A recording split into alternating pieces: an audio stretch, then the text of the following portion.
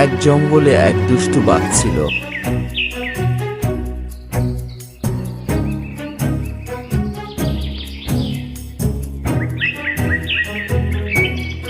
একদিন মাংস খেতে গিয়ে তার গলায় মাংসের হাড় আটকে গেল।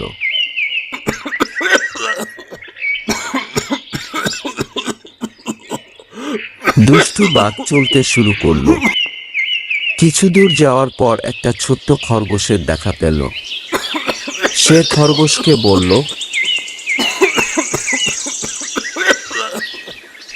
আসলে আমার গলায় একটা হাড্ডি ফেঁসে গেছে, কিছুতেই বের হচ্ছে না, একটু বের করে দাও না ভাই। আমি আর তোমাকে সাহায্য ভুলে গেছো? সেদিন তুমি আমাকে মারতে চেয়েছিলে। তোমাকে কোনো বিশ্বাস নেই। এটাও তোমার কোনো বাহানা হবে। না বাবা না, আমি তোমাকে কোনো সাহায্য করব না। দুষ্টু বাঘ সেখান থেকে চলে গেল। খানিকক্ষণ চলার পর দুষ্টু বাঘ এক বাদরের দেখা হয়ে গেল। খুব আদর সুরে বলল, ভাই একটু সাহায্য করবে?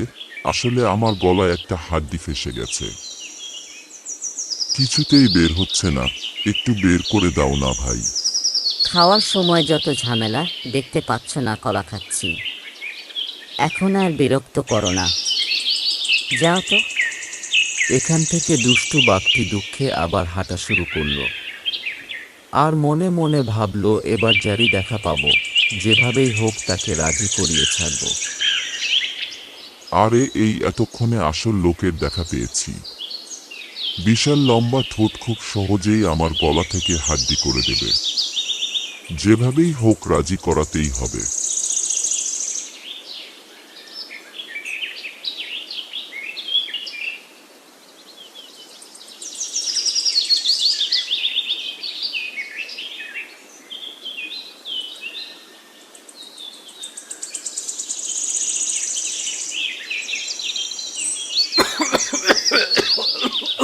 এই জানো ভাই, এই নদীতে না অনেক মাছ আছে।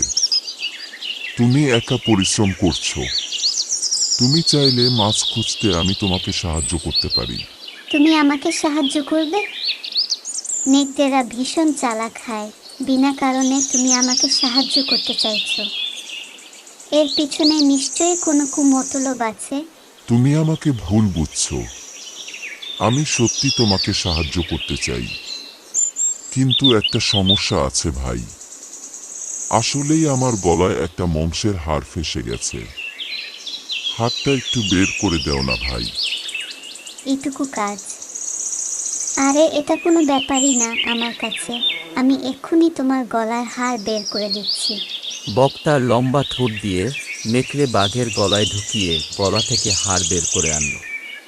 চলো এখন দুজনে মিলে মাছ খুঁজি। আরে বোকা বক, আমার গলায় মুখ ঢুকিয়ে আবার বের করে আনলি। তুই যে এখনো বেঁচে আছিস এটাই অনেক।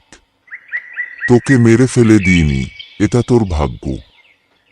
এই গল্প থেকে আমরা আর এই শিখলাম, দুষ্ট লোকের মিষ্টি কথায় কখনো ভুলতে নেই।